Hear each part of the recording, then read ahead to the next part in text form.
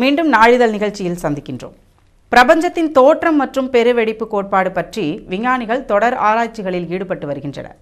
இந்த பிரபஞ்சத்தைப் போலவே விரிந்து செல்லும் கேள்விகளுடன் அவர்களின் தேடல் பயணமும் தொடர்ந்த வண்ணமே உள்ளன. இந்த நிலையில் இந்த பிக் பேங் எனப்படும் பெருவெடிப்பு குறித்த புதிய ஆதாரத்தை கண்டறிந்திருப்பதாக விஞ்ஞானிகள் அறிவித்துள்ளனர். அதேபோல 10.5 கோடி ரூபாய் சொத்துக்களை விட்டு சென்று சவுதியில் பிச்சை எடுத்து வந்த மூதாட்டி குறித்த செய்திகளும் இன்னும் சில தகவல்களையும் பார்த்துவிடலாம். பெருவெடிப்பு கோட்பாட்டை நிரூபிக்கும் புதிய ஆதாரம் கண்டுபிடிக்கப்பட்டிருக்கிறது. பிரபஞ்சத்தின் தோற்றம் மற்றும் பெருவெடிப்பு கோட்பாட்டை நிரூபிக்கும் புதிய ஆதாரத்தை கண்டறிந்திருப்பதாக விஞ்ஞானிகள் அறிவித்திருக்கிறார்கள். அனைத்தும் தோன்றிய பின்னர் விண்வெளியின் அதீத விரிவாக்கத்தில் விடப்பட்ட சமிக்கையை கண்டறிந்ததாக விஞ்ஞானிகள் நம்புகின்றனர். இதில் பெருவெடிப்புக்கு பின்னர் விண்வெளி எங்கும் பரவியதாக நம்பப்படும் ஈர்ப்பலை முதன்முறை அவதானிக்கப்பட்டிருக்கிறது. இது பிரபஞ்சம் எவ்வாறு தோன்றியது எனும் எமது புரிதலை மேம்படுத்த உதவும் என்று அமெரிக்க விஞ்ஞானிகள் குறிப்பிட்டிருக்கிறார்கள். இந்த அலை 14 பில்லியன் ஆண்டுகளுக்கு முன்னர் அதீத விரிவாக்கத்தின் போது ஏற்பட்டதாகும். இதனை ஆல்பர்ட் ஐன்ஸ்டீன் சுமார் ஒரு நூற்றாண்டுக்கு முன்னர் தனது பொது சார்பு கோட்பாடு மூலம் எதிர்வு கூறியிருக்கின்றார். ஆனால் அது தற்போது வரை கண்டுபிடிக்கப்படாமல் இருந்தது. இந்த அண்ட விரிவாக்க கோட்பாட்டின்படி பிரபஞ்சமானது கண் சிமிட்டும் பொழுதுக்குள் 100 ட்ரில்லியன் அளவுக்கு விரிவடைந்ததாக குறிப்பிடப்படுகிறது. இந்த கோட்பாட்டுக்கான முதலாவது ஆதாரம் பற்றி வானியல் பௌதீகத்துக்கான ஹார்வர்ட் ஸ்மித்சன் மையத்தின் நிபுணர்கள் அறிவித்திருக்கிறார்கள். தென் துருவத்தில் இருக்கும் பிரபஞ்சத்தின் பழமையான ஒளியை கண்டறியும் BSEP-2 என்ற தொலைநோக்கியை கொண்டே இந்த ஈர்ப்பலை கண்டுபிடிக்கப்பட்டிருக்கிறது. இந்த கண்டுபிடிப்பை ஏனைய நிபுணர்களும் உறுதி செய்யும் பட்சத்தில் இது நொபெல் விருதுக்கு தகுதியான கண்டுபிடிப்பு என்று அவதானிகள் குறிப்பிட்டிருக்கிறார்கள். பெருவெடிப்பு அதிர்வின் அலைகள் விண்வெளி மற்றும் காலத்தை கடந்து பயணிப்பதாக விவரிக்கப்பட்டிருக்கிறது. இந்த கண்டுபிடிப்பு பிரபஞ்சம் விரிவடைவதை உறுதி செய்வது மட்டுமல்லாது காலம் மற்றும் வெளி பற்றிய தடயங்களையும் காட்டுவதாக அமெரிக்க விண்வெளி ஆய்வு மையமான நாசா குறிப்பிட்டிருக்கிறது.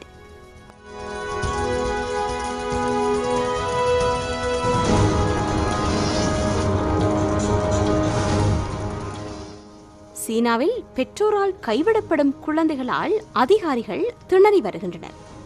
சீனாவில் பெற்றோர் தமக்கு வேண்டாத குழந்தைகளை பாதுகாப்பாக கைவிட்டு செல்வதற்காக இயங்கி வந்த குழந்தைகள் கூடமொன்று தற்காலிகமாக மூடப்பட்டிருக்கிறது. வந்து சேரும் குழந்தைகளின் எண்ணிக்கை அதிகரித்து வருகின்றமையால் தம்மால் அந்த கூடத்தை நடத்த முடியவில்லை என்று பராமரிப்பாளர்கள் கூறுகின்றனர். தெற்கு சீன நகரமான குவாங்சோவில் கடந்த ஜனவரி மாதத்தின் இறுதி பகுதியில் திறக்கப்பட்ட இந்த குழந்தைகள் இல்லத்தில் 262 குழந்தைகள் பெற்றோரால் கைவிடப்பட்டுள்ளன. மருத்துவ கண்காணிப்புகள் தேவைப்படுகின்ற இந்த எல்லா குழந்தைகளையும் தங்களால் கவனித்துக் கொள்ள முடியாது என்று அதிகாரிகள் கூறியிருக்கின்றனர். பிறந்த குழந்தைகளை பராமரிக்கும் கண்ணாடி பெட்டியொன்றும் அதில் குழந்தையை போட்டவுடன் அதிகாரிகளுக்கு அறிவிக்க வேண்டிய எச்சரிக்கை மணியொன்றும் அந்த கூடத்தில் காணப்படுகின்றன. சீனா முழுவதும் இப்படியாக 25 குழந்தைகள் கூடங்கள் நிறுவப்பட்டிருக்கின்றமை குறிப்பிடத்தக்கது. 3 மில்லியன் சவுதி ரியால் சொத்துக்களை விட்டுச் சென்றிருக்கின்றார் பிச்சைக்காரி ஒருவர். சவுதி அரேபியாவில் கண் தெரியாத பிச்சைக்கார மூதாட்டி ஒருவர் பணம் சொத்து என்று 3 மில்லியன் சவுதி ரியால்களை விட்டுச் சென்றுள்ளார்.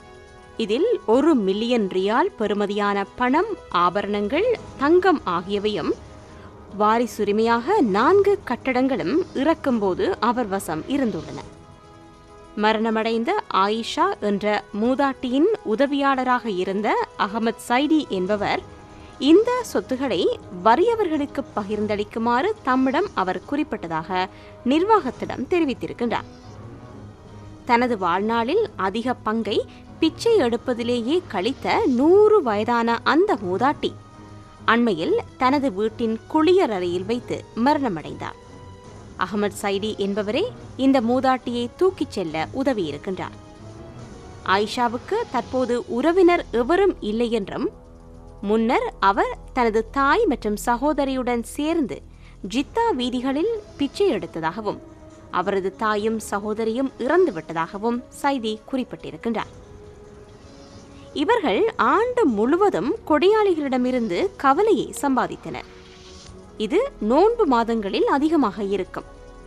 தனது தாய் சகோதரி இறந்த பின்னரும் அவர் தனது பிச்சை தொழிலை விடவில்லை. அவர் இந்த உலகில் எந்த சொந்தமும் இல்லாத கண் தெரியாத வயதான பெண்ணென்று அல் அமாரியா பகுதியிலுள்ள அடக்க ஸ்தலத்தில் குறித்த மூதாட்டியை அடக்கம் செய்த பின்னர் சைதி குறிப்பிட்டிருக்கின்றார். ஆயிஷாவின் சொத்து பற்றி தெரிந்த ஒரு சிலருள் சைதியும் ஒருவராவார். இந்த விவகாரம் பற்றி எப்போதாவது அவருடன் பேசியதுண்டா என்று சைதியிடம் கேட்டதற்கு தாம் பலமுறை அவர் பிச்சை எடுப்பதை நிறுத்த முயற்சித்ததாக அவர் தெரிவித்திருக்கிறார். இவ்வளவு பாரிய சொத்துகள் இருக்கும்போது பிச்சை எடுப்பதை நிறுத்துமாறு நான் அவரிடம் பலமுறை கேட்டுக்கொண்டேன்.